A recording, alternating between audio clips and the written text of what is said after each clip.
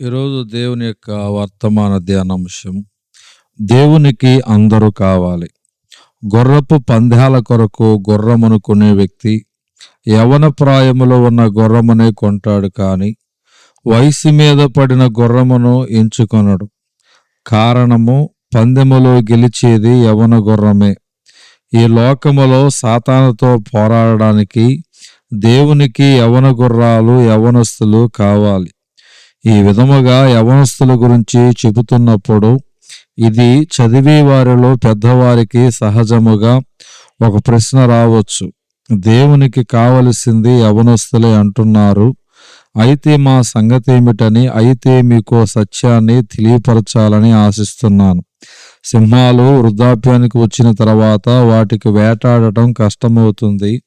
పళ్ళైతే ఊడిపోతాయి, కానీ గట్టిగా అరవటం, గాండ్రించడం మాత్రం మానవు.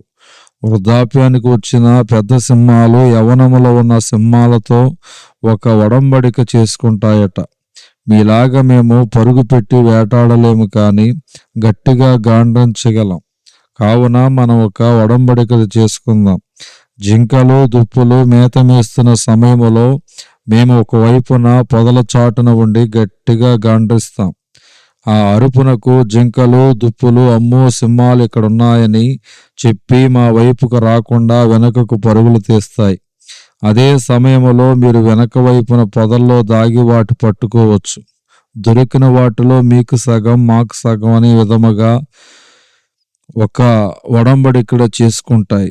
వయసు మీద పడిన తర్వాత పెద్దవారు చురుకుగా సేవలో పాలు పంచుకోలేకపోవచ్చు, కానీ మీరు కలిగిన స్వరమును ఎత్తి ప్రార్థన చేయవచ్చు.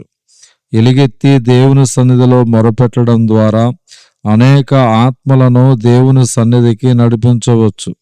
సేవకుల కొరకు, సేవలో ప్రయాసపడుతున్న యవనస్తుల కొరకు విజ్ఞాపన చేయటం ద్వారా, సంఘ సభ్యుల కొరకు కన్నీరు కార్చడం ద్వారా, నశించిపోతున్న దేశ ప్రజల కొరకు దేవుని సన్నిధిలో మొరపెట్టడం ద్వారా గొప్ప సేవ చేయవచ్చునే సత్యము మరిచిపోవద్దు.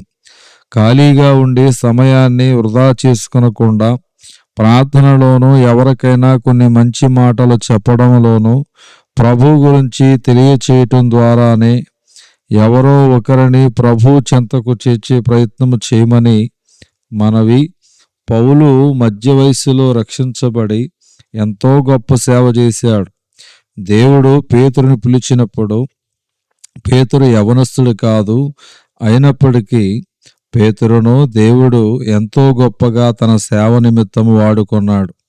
యవనస్తుల మధ్య, వయసులో ఉన్నవారు, వృద్ధాప్యానికి వచ్చిన వారు అందరూ దేవునికి కావాలి.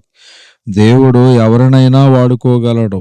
ఎవరినైనా తన సేవలో, తన రాజ్య వ్యాప్తిలో ఉపయోగించుకోగలడు.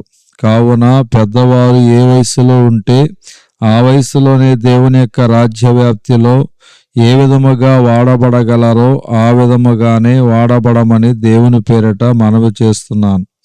వృద్ధాప్యమందు ఇంకా చిగురు పెట్టుచుందురు, సారము కలిగి పచ్చగా ఉందురని కీర్తన గ్రంథము 92వ అధ్యాయము 15వ వచనములో చెప్పబడింది. దేవుడి దిన వాక్య ధ్యానం దేవుడు దీవించునుగాక. ఆమేన్.